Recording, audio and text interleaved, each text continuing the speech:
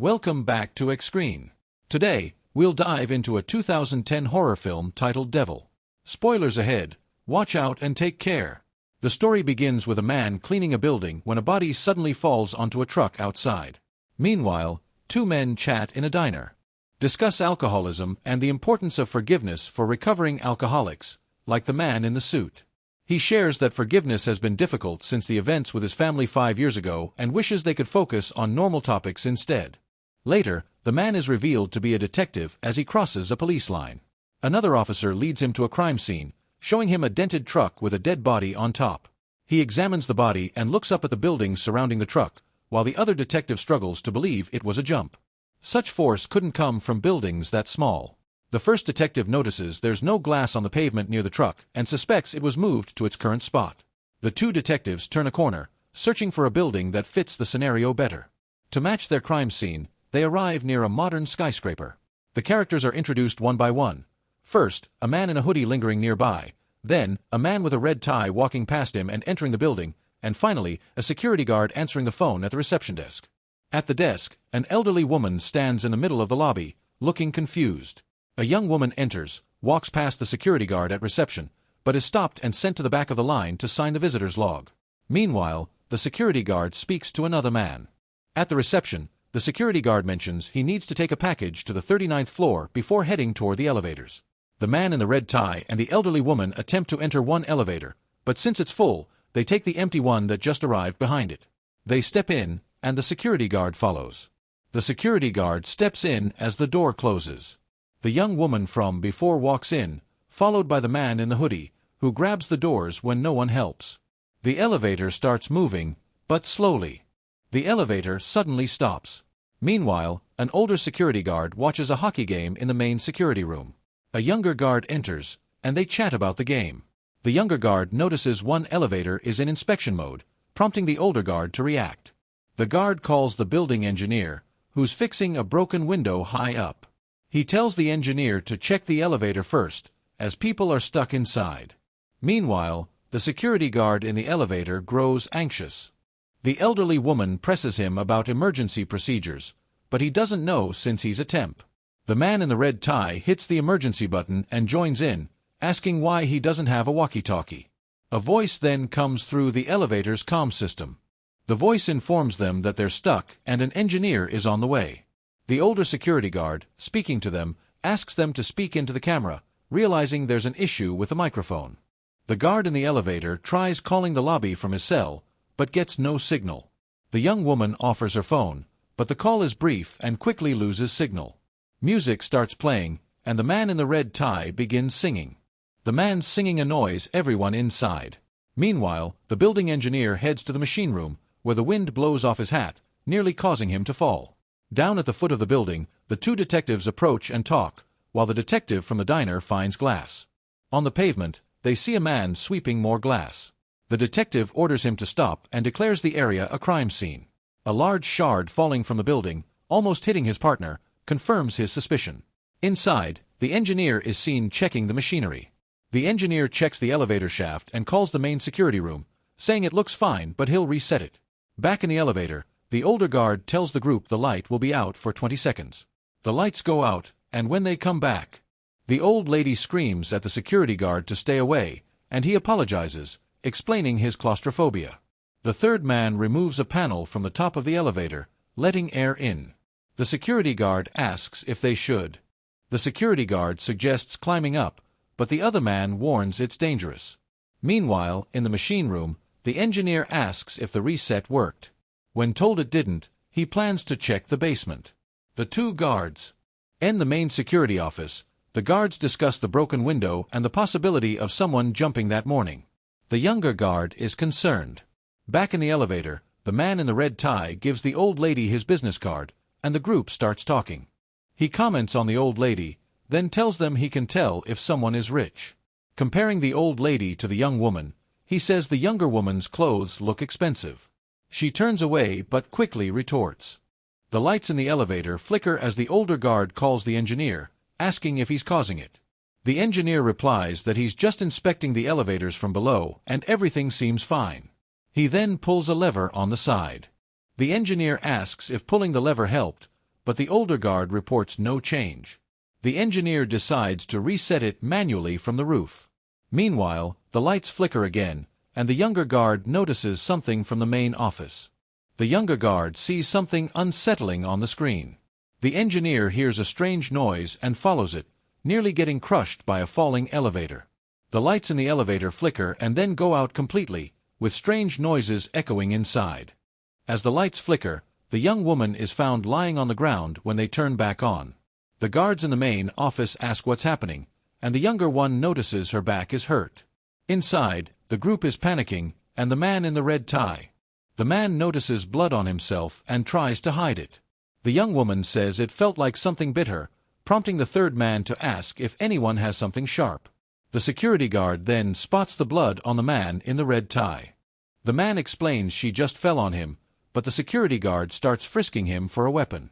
The guards in the security room decide to call the police due to the assault. Outside, the cop from the diner. The cop is talking to forensics when he gets the call about the elevator. Realizing it's the building with a broken window, he takes the case with his partner. Meanwhile, the younger guard finds the footage from when he saw something. The younger guard sees something strange on the screen, but the older one dismisses it. Shaken, he grabs his cross, convinced it's evil, but the older guard calms him. In the elevator, the security guard and third man try to pry open the doors. They worry there's no safe opening in the shaft to climb to. The old lady fears the elevator might drop. The man in the red tie tries to help but is sent to the back, away from the others. The group keeps an eye on the man in the red tie, suspecting he hurt the young woman. Meanwhile, the detectives arrive at the security office, where the older guard shows them footage and explains the assault, noting the others also suspect the man in the red tie. After assessing the situation, the detective tells the guards to call an elevator repairman and asks his partner to contact the fire department. He then inquires about the people inside, focusing on the security guard. Upon learning the security guard is a temp, the detective asks the main office to pull his files. The younger guard mentions the footage, but the older guard and detective dismiss it. The detective then instructs the people in the elevator to show their IDs to the camera. The detective wants to see who they are, but the IDs are unreadable. He and the older guard head to the lobby to check the visitor's log instead. Meanwhile, the younger guard watches the elevator on the security camera when the lights flicker again in the elevator. The young woman suddenly sees everyone as bloody, dead bodies on the floor. A moment later, everything looks normal, and everyone is back in place. Then the lights go out completely. The elevator mirror shatters, and strange noises fill the dark. When the light comes back on, the man in the red tie is seen with a piece of glass stabbed in his neck. Meanwhile, the younger guard calls the two detectives back. They see the man is dead, so the detective calls for backup. While reviewing the footage, the younger guard starts telling a story. He says these situations often begin with a suicide and people getting hurt when the devil is near, sometimes taking human form. The guard says the devil torments people, and one of the people in the elevator might be the devil. The detectives aren't interested in his story and keep reviewing the footage, suspecting the security guard in the elevator might be involved in the murder. The detective's partner says the security guard has a record of being a violent criminal. Meanwhile, the group in the elevator discusses who the murderer might be. The fire department arrives, and in the main security office, the detective tells the people in the elevator that the building is now a crime scene. The detective starts to think the incident wasn't an accident, but he doesn't think the people look like killers. He gets an idea and asks one of them to help. He then tells the man to take a piece of paper from the dead man's pocket. The man holds up a letter to the camera. The people in the office figure out the letter, realizing the dead man was going to meet someone in the building. The detectives first meet with the fire department. Afterward, the detective from the diner goes to the level with the broken window, where forensics tell him the note was a suicide note. The note the jumper left is strange, saying, "I can hear the devil's footsteps draw near." Outside the elevator, the firefighters try to open the doors, but they won't move. Inside, one of the men tries to climb out from the top of the elevator, but the security guard pulls him back. The detective talks to the person who was supposed to meet the dead man from the elevator. He finds out the man was a scam artist and asks for a list of people he has tricked. Meanwhile, back in the elevator, the people in the elevator are checking each other. Meanwhile, at the main security office, The detective returns and tells his partner that one of the people probably didn't sign in. He says if they wanted to kill the man in the red tie, they wouldn't be foolish enough to forget that. He gives his partner another list and tells him to compare the two. The detective goes to the security guards, and the young guard shows him a face from the footage.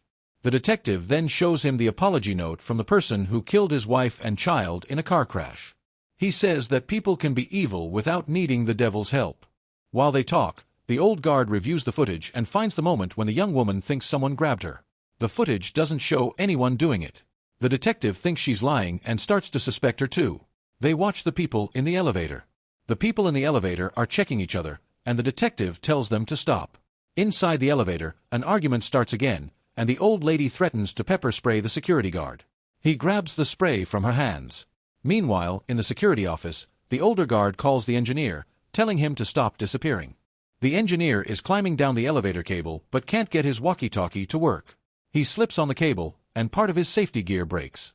Inside the elevator, the security guard teases the old lady with the expired pepper spray. Suddenly, something heavy falls on top of the elevator. Something heavy lands on the elevator, and they hear the old guard's voice coming from above. Suddenly, blood starts dripping from the top panel. They realize it's the engineer who fell, but they can't break through the panel to help. The detective heads to the roof to investigate. The detective checks the elevator shaft and sees the engineer on top of the elevator, likely dead. He tells everyone that the people inside the elevator can hear the walkie-talkie and suggests switching channels. He then orders the fire department to break into the elevator through the wall. The firemen start breaking through the wall. In the main office, they check the footage and see that the old lady was stealing wallets. The detective comments that everyone in the elevator has done bad things. While he's watching the screen, the security camera glitches again, showing all the people. The detective sees the camera glitch and shows everyone in the elevator dead, but only he notices it. They check more footage and see that the third man had a bag when he entered the lobby, but it's missing in the elevator. Inside, the lights start flickering again and then go out. The security guard turns on a flashlight. The match reveals something strange next to the man. When the lights come back on, the old lady is hanging dead on one side of the elevator. The detective sees this on the screen and orders a lockdown, telling everyone to go to the lobby. Meanwhile, the older guard heads to the basement. The detective and the younger guard are alone in the office when the younger guard says there's a reason they are witnessing the devil's work. Inside the elevator, the two men move the old lady's body. Meanwhile, the detectives search for the satchel and find it in a restroom near the lobby. The satchel contains tools that the detective thinks could be used to tamper with an elevator. Back in the office, the younger guard is left alone and starts saying prayers over the intercom. The people in the elevator get annoyed by this. They talk briefly, but soon, the two men in the elevator start fighting. The young woman shouts at the security guard in the elevator to kill the other man. Meanwhile, in the main office, the younger guard continues praying. The detectives enter, see the chaos in the elevator, and order everyone to step back and put their hands on the walls. As the people in the elevator calm down, the detective asks the younger guard how his story ends, and the guard says, they all die. The detective's partner then mentions that the young woman has a criminal record. She was married to a wealthy man and was in the building to meet a lawyer. The two detectives run to the lobby and find the lawyer. The only thing he tells them is to look into the people closest to the woman and that he specializes in forensic accounting. The detective asks to speak with the woman's husband. Meanwhile, the old security guard is in. The old security guard is in the basement, turning off the water. He tells the firemen, and they keep breaking through the wall. While in the basement, he finds a wire in the water and tries to remove it. A few moments later, in the lobby, the people start screaming as he falls over. The detectives rush to help him, but he dies. Back inside the elevator, the three remaining people start arguing again. The two detectives return to the office and suggest that the younger woman's husband might have planned everything, since he owns the security company working in the building. The cops think the security guard inside the elevator is responsible and that the other two victims were just distractions. Back in the elevator, the lights go out again. The detective tells them to use their phone screens as flashlights, but their phones get ripped out of their hands. The lights go out, and when they come back on, the security guard is dead. The two people left grab a piece of glass in panic, ready to defend themselves. Desperate, the detective asks the younger guard how he can help. The guard tells him they should take action. The detective tells them a personal story about taking responsibility for their actions and asks them to put the glass down. They do it, but reluctantly. Suddenly, the lights go out again. When they come back on, the young woman is lying on the ground with a piece of glass in her throat. The man tries to help her, but the old lady's body rises behind him and says it's his turn now. He has a flashback of driving a car. He's reaching for a beer when he crashes into another car. He gets out of his car and sees the other car in a ditch with a woman pinned inside. The woman is trapped by the car, and before she dies, she points to her child lying in the grass. The man can't believe what he's done and leaves the scene, putting a note on the other car's window. Back in the elevator, he keeps saying he's sorry and begs the old lady. The man begs the devil to take him instead of the young woman, but the devil refuses. The elevator falls down the shaft. When it stops, the man finds the engineer's radio and talks into it. He tells the detective what he has done. The detective and the young guard listen to him and understand what happened. Inside the elevator, the young woman dies in the man's arms. The devil gets angry, saying she really wanted him.